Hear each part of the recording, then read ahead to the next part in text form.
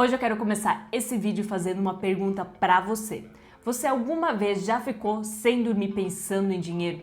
Pensando se você ia conseguir pagar a escola dos seus filhos, pagar o cartão de crédito, pagar a prestação da casa?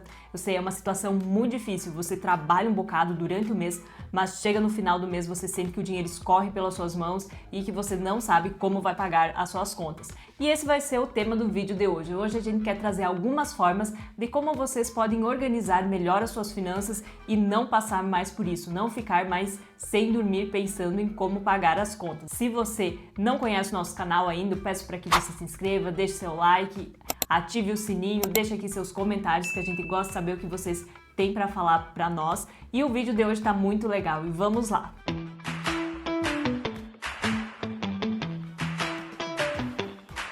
Pode parecer algo banal, mas muitas pessoas, depois de 2 ou 3 dias de quando recebem o salário, não tem mais dinheiro na conta. Elas pagam aluguel, pagam cartão de crédito, pagam a faxineira e quando vê sobra R$200 que a pessoa ainda pensa, sobrou um dinheirinho ali para comprar um tênis novo, ir num restaurante bom, e quando vê ali antes mesmo do dia 15 a pessoa já não tem mais nenhum dinheiro na carteira. E no vídeo de hoje a gente quer trazer 4 passos simples para vocês administrarem melhor o seu dinheiro e acabar com essa sensação de que o dinheiro escorre pelas suas mãos e de que chega no final do mês e não tem mais nenhum dinheiro na sua conta. A primeira coisa que você tem que fazer quando receber o seu salário é sentar na mesa, pegar um papelzinho e escrever as coisas. Você precisa anotar os seus gastos, você precisa saber quanto você gasta de aluguel, quanto você gasta de internet, de luz, quanto você gasta por mês com os seus custos fixos. Muitas pessoas têm a vida financeira bagunçada e muitas vezes é por preguiça ou até falta de coragem de sentar uma hora ali e organizar as suas finanças. Às vezes é difícil você encarar ali o quanto você gasta, mas você precisa saber quanto você custa por mês. Se você não fizer isso, o dinheiro pode evaporar pelas suas mãos. E sabe por que eu sei? Porque eu sei que você fica fazendo essas contas apenas mentalmente. Você fica pensando, eu gasto R$1.000 de aluguel, eu gasto 500 de tal coisa, então eu ganho 3.000, então eu sei que o dinheiro está dando. Só que se você ficar só fazendo isso mentalmente, você vai se perder. Você precisa anotar os seus gastos. Quando você anota seus gastos, você faz um esforço mental ali e isso fica gravado na sua mente. Você se lembra o quanto você gastou e você também não perde o controle dos seus gastos. Pode apostar que se você colocar os gastos no papel, numa planilha, você sempre vai ver que os gastos foram efetivamente maiores do que o que você tinha imaginado. Você sempre imagina que gasta menos. Por isso, sempre anote as suas despesas. Nós vamos aqui ajudar você agora. Nós vamos deixar uma planilha aqui no link do vídeo para você baixar gratuitamente e começar a utilizar para anotar os seus gastos. Eu aposto que você não sabe tudo que você gasta durante o mês, incluindo ali aquele cafezinho na padaria, incluindo aquela pizza que você comprou ali no trabalho ou o salgado que você comprou. Quando você anota tudo, você não se perde, você se controla financeiramente. Você, inclusive, consegue identificar os gastos supérfluos. Gastos, às vezes, que estão só ali sendo recorrentes no seu cartão, mas você não está utilizando mais. Talvez uma assinatura de uma Netflix ou de algum outro serviço de streaming, às vezes tinha algum filme ali que foi lançado, você queria ver aquele filme, você fez ali a assinatura para ver um filme específico, assistiu o filme e depois esqueceu de cancelar. Então você precisa estar sempre olhando ali os gastos do seu cartão de crédito, às vezes você contrata um armazenamento na nuvem, você precisava ali em um momento, sua memória do celular estava cheia, você precisava ali desse armazenamento e aí você contratou, mas aí agora você não precisa mais, já comprou um outro HD externo ou alguma coisa. Então você sempre tem que estar revendo os seus gastos. Isso permite você controlar os seus gastos e evitar gastos desnecessários. A próxima etapa é você separar uma parte do valor que sobrou do seu orçamento e colocar em uma reserva de emergência. Essa reserva de emergência é como o próprio nome fala, ele é para as horas que você vai ter uma emergência ali. E segundo os especialistas, eles recomendam que você guarde então nesse fundo de emergência cerca de 6 meses dos seus gastos totais. Por exemplo, se você tem um gasto ali mensal de R$3.000, os especialistas recomendam que você guarde então R$18.000 para essa reserva de emergência.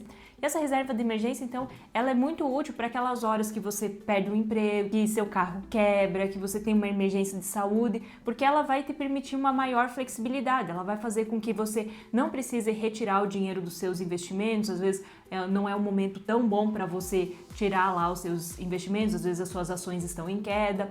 também vai fazer com que você não precise recorrer a empréstimos de bancos, não vai precisar pagar juros tão altos, não vai precisar pedir dinheiro emprestado para a família, que às vezes pode ser uma situação constrangedora. Então ela vai te permitir essa flexibilidade. Além disso, se você também tem a reserva de emergência, acontecer alguma coisa, você não vai precisar sair vendendo as coisas da sua casa, não vai precisar vender seu celular, não vai precisar vender algum móvel da sua casa, não vai precisar vender seu carro, porque ela vai te trazer segurança para essas horas. E é muito importante a reserva de emergência. A gente sempre vai dizer aqui para vocês fazerem essa reserva. Pois é, pessoal, você pode estar aí pensando: mas eu não preciso da reserva de emergência, eu tenho um emprego bom, ou eu quero ir logo ali para a renda variável, que é onde realmente ganha dinheiro. E aí eu quero trazer essa reflexão para você que pensa assim: se você não tem paciência para construir a sua reserva de emergência, será que você vai ter paciência para as ações? Os especialistas afirmam que não vale a pena comprar a ação sem que você esteja visualizando ficar pelo menos de 5 a 10 anos com essas ações. Perceba que a ação é realmente algo ali a longo prazo e requer paciência. Se você não está tendo essa paciência para construir a sua reserva de emergência, será que esse mundo é para você? Nós queremos trazer aqui, com muito respeito, o exemplo de um youtuber que o canal dele é muito bom, ele tem vídeos bem interessantes, a gente recomenda. O nome do canal é Investindo com Pouco. E ele fez um relato bem sincero, mostrando que ele foi obrigado a vender os fundos imobiliários dele.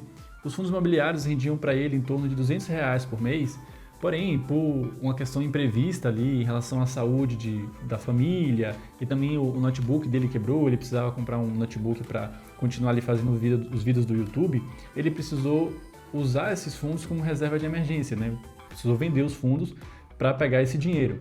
Então, ele mesmo aponta no vídeo que um dos equívocos foi não ter uma reserva de emergência no tamanho suficiente, porque obrigou eles a vender o fundo, e às vezes você pode se ver obrigado a vender o fundo quando eles estão em baixa, e aí você acaba perdendo dinheiro. Ele trouxe pontos muito bons sobre a dinâmica saúde versus dinheiro. Porque o que acontece?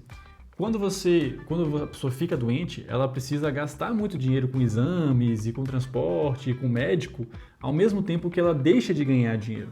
Então, são nesses momentos que a reserva de emergência se mostra muito importante, especialmente para quem tem dinheiro investido ali e não precisar vender as ações. Um relato bem simples mesmo da Letiane mostrando essa questão da saúde. A gente precisou fazer simplesmente exames de rotina lá em Pato Branco, que é uma cidade a 1 hora daqui. Só que o que acontece, então, para a gente chegar lá, que estava agendado às 7h30, a gente precisou sair daqui às 6h30 da manhã. Nós fomos no hospital, precisamos esperar o atendimento. Eu tive que fazer exame em 2 lugares diferentes. Então, tudo isso fez com que a gente só voltasse aqui mesmo para a cidade às 10h30 da manhã. Então, veja que foram 4 horas só para fazer exames de rotina, exame de sangue. Então, já deixou também a gente cansado, menos produtivo no resto do dia. Então veja como essas questões, às vezes, de saúde podem ser complicadas, especialmente considerando os atendimentos do Brasil, hospitais, às vezes, que estão cheios, né, médicos que estão sobrecarregados de trabalho. Então, enfim, todas essas questões são bem importantes de você pensar para não se ver em uma situação mais complicada. Um estudo recente mostrou que a cada 10 brasileiros, 7 eles não têm reserva de emergência. Então veja como é uma situação complicada para os brasileiros. Também a gente fala aqui que quando você constrói uma reserva de emergência, não é para você comprar um celular ou fazer uma viagem, algo que você quis. A reserva de emergência é realmente para você deixar ali para alguma emergência, como o nome mesmo diz, né? O próximo passo que nós temos é quitar as dívidas. Você precisa anotar as dívidas que você tem, você precisa saber o quanto de juros está sendo cobrado em cima dessas dívidas e você precisa se organizar para pagar essas dívidas. O mais ideal é começar a pagar as dívidas com juros maiores primeiro, porque aí você ganha uma flexibilidade maior e depois ir quitando as outras dívidas. E a gente acha muito importante que as pessoas paguem primeiro as dívidas para depois começar a investir, mas cada um sabe como se organizar melhor. Às vezes você quer pagar suas dívidas, mas ao mesmo tempo você quer investir também. Só que aí o recomendado é que você invista um valor menor e foque mais efetivamente em pagar suas dívidas, porque dificilmente você vai conseguir um investimento que tenha um retorno tão alto quanto os juros que as suas dívidas te cobram. Então é mais importante primeiro pagar essas dívidas porque os juros são mais altos e depois começar a investir. E se a gente olhar uma pesquisa, a gente vê que mais de 78% das famílias brasileiras estão endividadas. é um valor muito alto, é muito significativo. Então é muito importante sempre cuidar com essa parte das dívidas. A gente até fez um vídeo aqui já falando de como sair das dívidas, a gente vai deixar um card aqui em cima. E se você está endividado, comece a organizar ali para você não se enrolar cada vez mais em dívidas. A gente reforça isso por quê? Porque quando você está pagando então dívidas relacionadas a cartão de crédito, a empréstimo pessoal, essas dívidas elas estão drenando seus recursos. Em vez de você estar guardando dinheiro para investir, você está pagando os juros, está pagando aquelas prestações ali por mês e você se sente amarrado. Às vezes você pode ficar 2, 3, 5 anos amarrado ali aquela dívida por às vezes alguma falta de organização sua em relação às finanças. Isso às vezes pode atrasar a sua evolução financeira, os seus investimentos. Então, antes de fazer uma dívida também sempre pense, né? Como você pode fazer essa dívida, qual que é a melhor forma de gerir isso. A gente, por exemplo, aqui, a gente estava pensando em comprar uma casa, financiar. Só que a gente foi ver nos bancos algumas questões de financiamento e a gente viu que a prestação era muito alta e que o valor final também ficaria um valor muito alto. E a gente começou a pensar que não faria sentido assumir essa dívida agora, porque pode ser que daqui a 2, 3, 5 anos a gente não tenha condições de pagar essa prestação e quando vê a gente acaba perdendo o imóvel para algum leilão. Então esse é um relato aqui que a gente traz, que é para vocês também sempre pensarem, né? Para não dar um passo maior do que as pernas. Quarto passo que a gente vai dar para você é invista o seu dinheiro. Então você sempre tem que guardar um pouco do seu dinheiro ali, ainda que seja uma parcela, que seja o mínimo que você consegue, para investir no seu futuro. E investir não é apenas poupar, guardar dinheiro, é aplicar o dinheiro para fazer os juros compostos multiplicarem o seu dinheiro ao longo do tempo. Óbvio que para os juros compostos fazerem efeito, vai precisar passar por um longo período ali com o seu dinheiro investido, mas dar o primeiro passo é essencial. Inclusive, nós fizemos aqui uma nova série, uma nova playlist de vídeos que se chama Além do INSS. Então aqui nós estamos investindo na prática com pouco dinheiro.